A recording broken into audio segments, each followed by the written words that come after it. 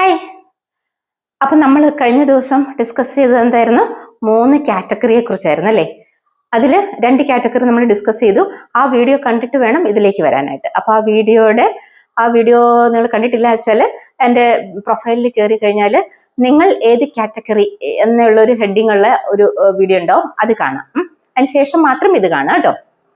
അപ്പം നമ്മൾ 3ാമത്തെ കാറ്റഗറി എന്ന് പറയുന്നത് വളരെ ബ്യൂട്ടിഫുൾ ആയിട്ടുള്ള ഒരു കാറ്റഗറിയാണ്.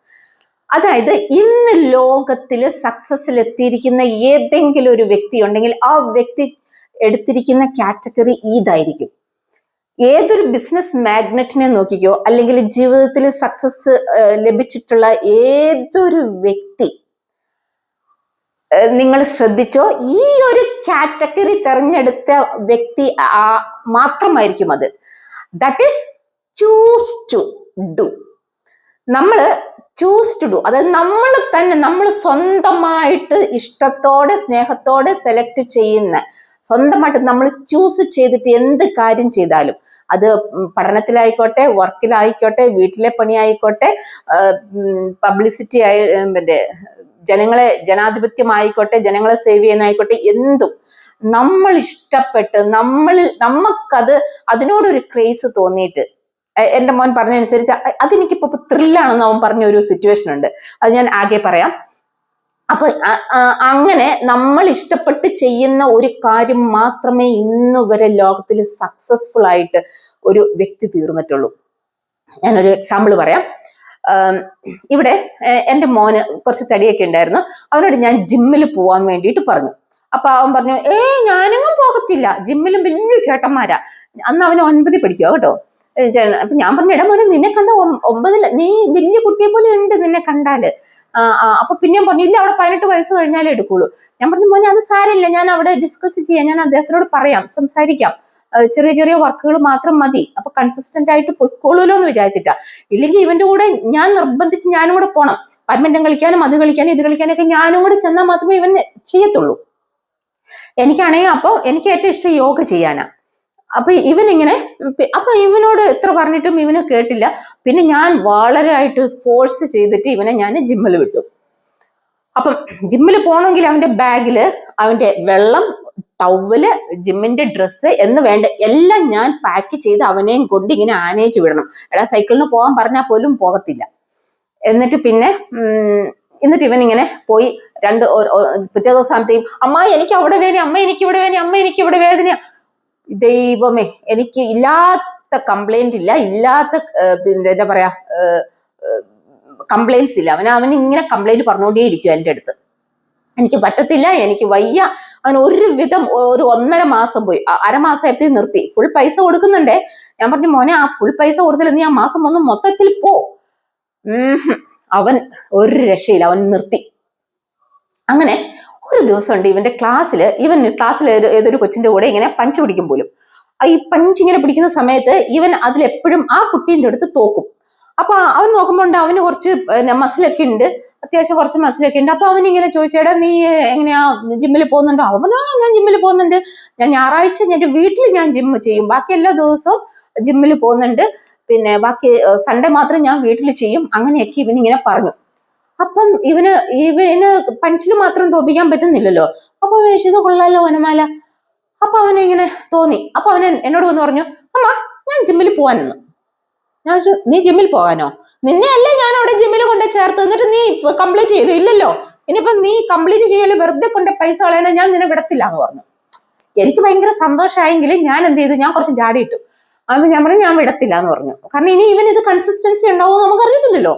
അപ്പൊ അവൻ പറഞ്ഞു, ഇല്ലമ്മ, ഞാൻ എന്തായാലും പോവാം, അമ്മ പ്ലീസ് അമ്മ, എനിക്കൊരു ചാൻസ് ഇതാ, ഞാൻ പറഞ്ഞു, ഞാൻ ആലോചിക്കട്ടെ എന്ന് പറഞ്ഞു. അങ്ങനെ പിറ്റേ ദിവസം ഞാൻ പിന്നെ അവൻ എന്നോട് പറഞ്ഞു, അമ്മ ഞാൻ തീർച്ചയായിട്ടും ഞാൻ കണ്ടിന്യൂ ചെയ്യും, അമ്മ എന്ത് നോക്കിക്കോ, അമ്മ നോക്കിക്കോ, ഞാൻ കണ്ടിന്യൂ ചെയ്യും എന്നൊക്കെ പറഞ്ഞു. അങ്ങനെ ഞാൻ അവനെ കൊണ്ടുപോയിട്ട് ജിമ്മിൽ ചേർത്തു കഴിഞ്ഞപ്പോ, എൻ്റെ മക്കളെ, നിങ്ങൾക്കറിയാവോ, ആ ബാഗില് പണ്ട് ഞാനായിരുന്നു വെള്ളം വെക്കേണ്ടത്, ഇപ്പൊ അവൻ ബാഗിൽ വെള്ളം എടുത്ത് വെക്കുന്നു, ഡ്രസ്സ് എടുത്ത് വെക്കുന്നു, ടവൽ എടുത്ത് വെക്കുന്നു, എല്ലാം അവൻ തന്നെ അങ്ങ് ചെയ്യുക കേട്ടോ. എന്നിട്ട് പിന്നെ സൈക്കിൾ എടുത്തിട്ട് പോകുന്നു, എല്ലാം ഭയങ്കരമായിട്ട് ചേഞ്ച് ആയി. അൺഫോർച്ചുനേറ്റ്ലി ആ ജിം ഒരു മാസം കഴിഞ്ഞപ്പോഴത്തേക്ക് അങ്ങ് പൂട്ടിപ്പോയി. പൂട്ടിപ്പോയപ്പോ എന്താ ചെയ്യുക, അപ്പത്തേക്ക് അവൻ 10ലെത്തി, ബോർഡ് എക്സാം ആയി. അതുകൊണ്ട് പിന്നെ ഞാൻ പിന്നെ വലിയ ഇത് ഇൻട്രസ്റ്റ് കാണിച്ചില്ല. പിന്നെ ഉള്ളത് കുറച്ച് ദൂരാണ്, ഇത് തൊട്ടടുത്തായിരുന്നു. അപ്പൊ ഞാനത് ഇൻട്രസ്റ്റ് കാണിച്ചില്ല. പക്ഷെ ഇവനും പ്രത്യേകിച്ച് ഒന്നും, ഞാൻ പറഞ്ഞാടാ അത്രയും ദൂരമൊക്കെ പോയിട്ട് വരുമ്പോഴത്തേക്കും 2 മണിക്കൂർ എങ്ങനെയും പോകും, കുറെ രാത്രിയാവും, നീ സ്കൂളിൽ നിന്ന് പോകും, അങ്ങനെയൊക്കെ പറഞ്ഞു ഓരോരോ എക്സ്ക്യൂസ് ഒക്കെ ഞാൻ ഇങ്ങനെ പറഞ്ഞു. പക്ഷെ നിങ്ങൾക്കറിയാവോ, ഞാൻ ഒരു ദിവസം നോക്കുമ്പോണ്ട് അവൻ ചെറിയ 2 ബക്കറ്റിൽ, ഈ പെയിന്റിന്റെ ബക്കറ്റ് ചെറുത്, അതും പിന്നെ വേറെ വലിയ ബക്കറ്റും കണ്ടു. എന്നിട്ട് ഈ 2 ചെറിയ ബക്കറ്റുമായിട്ട് അവൻ ഇങ്ങനെ വന്നിട്ട് ആ മുറ്റത്ത് കിടന്ന ചിപ്സ് എല്ലാം കൂടെ പെറുക്കി ഇതിനകത്ത് ഇടുന്നു കേട്ടോ. അതിന്റെ ലെവലിൽ വെക്കുന്നു. പിന്നെ ഒരു വേവ് മെഷീൻ ഉണ്ടായിരുന്നു, ആ മെഷീനിലോട്ട് എടുത്ത് വെച്ചിട്ട് അതിന്റെ വെയിറ്റ് ഒക്കെ നോക്കുന്നു. അങ്ങനെയൊക്കെ കാണിച്ചിട്ട് ഞാൻ വിചാരിച്ചു ഇവൻ എന്താണ് ഈ പരിപാടി, ഇതുമായിട്ട് എന്നിട്ട് പെരക്കാത്തോട്ടാ പോകുന്നത്, കല്ലും പെരക്കി എടുത്തിട്ട് പെരക്കാത്തോട്ട് പോവാ. അപ്പൊ ഞാൻ വിചാരിച്ചു എന്നായിരിക്കും സംഭവം. എന്നിട്ട് ഞാൻ ഇപ്പുറത്തെ സൈഡിൽ കൂടെ പോയിട്ട് ഇങ്ങനെ നോക്കി. അപ്പം എൻ്റെ കയ്യിൽ മൊബൈൽ ഉണ്ടായിരുന്നു. അപ്പൊ ഞാൻ റെക്കോർഡിങ് ചെയ്തു. അപ്പൊ ഞാൻ നോക്കുമ്പോ ഉണ്ടല്ലോ മക്കളെ, ഇവൻ എടുത്തോണ്ട് പോയ ബക്കറ്റ് ഇല്ലേ, ആ ബക്കറ്റ് എടുത്തിട്ട് ഇതാ പരിപാടി, 2 കയ്യിലും പിടിച്ചിട്ട് ഇതാ ഈ പരിപാടിയാ കേട്ടോ. അതിനുശേഷം ഞാൻ നോക്കുമ്പോ പിന്നെ ഒരു വലിയ ബക്കറ്റ് ഉണ്ടായിരുന്നു പറഞ്ഞില്ലേ, അതിന് കുറച്ചേ എടുത്തിട്ടുണ്ടായിരുന്നല്ലോ. ആ വലിയ ബക്കറ്റ് എടുത്തിട്ട് ഇങ്ങനെ കഷ്ടപ്പെട്ട് ഇങ്ങനെ കൊണ്ടുപോയിട്ട് ഇങ്ങനെ ഇതാ ഈ പരിപാടിയാ പുറകില്. പിന്നെ അവിടെ ഒരു ഓഫീസ് ചെയർ ഉണ്ടായിരുന്നു, കുറച്ച് വെയിറ്റ് ഉള്ള ഒരു ഓഫീസ് ചെയർ. ആ ഓഫീസ് ചെയർ എടുത്ത് വെച്ചിട്ട് ഇതാ ഈ പരിപാടിയാ, ഇങ്ങനെ ഇങ്ങനെ ഇങ്ങനെ ഇങ്ങനെ. സി അവന്റെ ജിമ്മ അടച്ചു പോയപ്പോ ഞാൻ എന്നിട്ട് ഒരു ദിവസം ഇവനോട് ചോദിച്ചേ, അതായത് ജിമ്മിൽ പോയിട്ട് 2ാമത്തെ ദിവസം, അവൻ സ്വന്തമായിട്ട് ജിമ്മിൽ പോയിട്ട് ഉള്ള 2ാമത്തെ ദിവസം ഞാൻ ഇവനോട് ചോദിച്ചു, മോനെ ഇപ്പൊ നിനക്ക് വേദനയൊന്നുമില്ല, ഒരു കംപ്ലൈന്റും ഇല്ല കേട്ടോ, നിനക്കിപ്പോ വേദനയൊന്നുമില്ലേ? എനിക്കിപ്പോ വേദനയൊക്കെ ഒരു ത്രില്ലാ എന്ന് പറഞ്ഞു. എന്താണ് ത്രില്ലാന്ന് വേദന? അതിനു മുമ്പ് ഞാൻ നിർബന്ധിച്ച്, അതായത് ഐ ഹാവ് ടു ഡു, നമ്മൾ ഫസ്റ്റ് വീഡിയോയിൽ ഡിസ്കസ് ചെയ്ത ഐ ഹാവ് ടു ഡൂവിനകത്ത് സംഭവത്തില് ഇവിടെ ഇവനെ മമ്മയ്ക്ക് വേണ്ടി പോയതാണ് അവൻ ആ ജിം അല്ലേ. അപ്പം ഞാൻ തന്നെ എല്ലാം എടുത്തു വെക്കണമായിരുന്നു. എപ്പോഴും വന്ന് എന്നെ ബ്ലെയിം ചെയ്യും, അതായത് നമ്മൾ മറ്റുള്ളവരെ ക്രിട്ടിസൈസ് ചെയ്തുകൊണ്ടേയിരിക്കും. അപ്പൊ അത് ഐ ഹാവ് ടു ഡു, നമ്മൾ ചെറിയൊരു പുഷ് കൊടുത്തിട്ട് ചെയ്യുന്നത്. ഐ ഹാവ് ടു ഡു ചെയ്ത സമയത്ത് എന്തായിരുന്നു, അവന് താല്പര്യമില്ലായിരുന്നു. പക്ഷെ ഇവിടെ എന്ത് സംഭവിച്ചു മക്കളെ, ഇവിടെ ഇവൻ എന്നിട്ട് എന്നോട് പറഞ്ഞത് എന്താ, ത്രില്ലാണ്, അവന് വേദന വന്നപ്പോ അവന് ത്രില്ലാണ്. ഇതേപോലെ നമ്മൾ ഇഷ്ടപ്പെട്ട ഒരു കാര്യം ചെയ്ത് തുടങ്ങിയാൽ നമ്മൾ സക്സസിലെത്തും.